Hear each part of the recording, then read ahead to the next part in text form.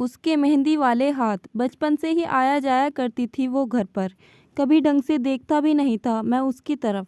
पर पिछले कुछ सालों से न जाने क्यों उसके दुपट्टे का हर रंग मुझे याद रहने लगा था। उसके सैंडल से पहचान जाता कि वो घर पर है। और जब भी वो होती तो मैं तृष्णा अपनी बहन को कुछ काम बताने के बहाने उसके कमरे में चोरी से एक नज़र देख आता। कितनी बार मैंने अपनी बहन के रिक्वेस्ट करने के बाद उसे अपनी बाइक पर उसके घर तक छोड़ा भी है, पर वो हमेशा बाइक में इतनी जगह बनाकर रखती कि तृष्णा भी बीच में आ जाती। जब उसका घर आ जाता तो नज़रें नीचे कर थैंक यू कहती और चले जाती। कुछ दिनों से 24 घंटों में अधिकतर घंटे वो हमारे ही घर गुजारा करती। तृष्णा की शादी की तैयारियां ज़ोरों पर थी। अक्सर तृष्णा और उसकी बातें मैं सुन लिया करता था, पर दोनों बोलती कम थी, हंसती ज़्यादा थी, तो सुनकर भी कुछ समझ नहीं पाता था। तृष्णा आजकल उसे एक बात ज़्यादा ही बोलती, सुन अब तो क्या बहाना करके आएगी इस घर में, मैं तो अपने घर जा रही हूँ। और वो कुछ जवाब न देती, बस नज़रें झुकाकर हंस देती। मुझे समझ नहीं आता वो ऐसा क्यों करती है। वो इस घर में तृष्णा के लिए ही तो आती है। जब आती है तो उसके कमरे में ही घुसी रहती है, ना माँ पापा से बात करती है ज़्यादा, और मुझसे तो थैंक यू और सॉरी ये दो ही शब्द कहे हैं उसने। पर इन सारे सवालों का जवाब मुझे तब मिल गए जब वो तृष्णा की मेहंदी के समय अपने हाथों में मेहंदी लगवाते हुए मेरा नाम लिखवा रही थी। खैर, तृष्णा की शादी में उसने घर पूरा संभाल लिया था।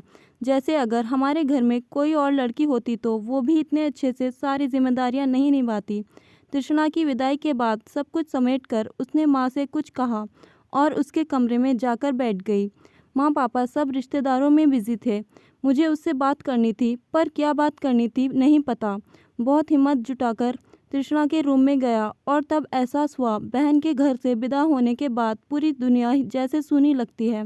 वो तृष्णा के बेड पर बैठी उसके ड्रेसिंग का सामान समेट रही थी। उन सामानों में उसके आंसू बार बार गिर जाते और वो अपने लहंगे के दुपट्टे से पोंछ लेती और फिर उस सामान को करीने से रख देती।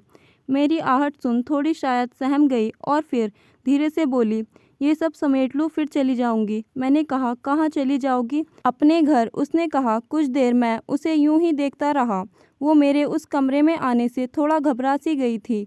उसके कपकपाते हाथों से सामान छूट रहे थे और वो उन्हें फिर हड़बड़ाकर उठाती और रख देती।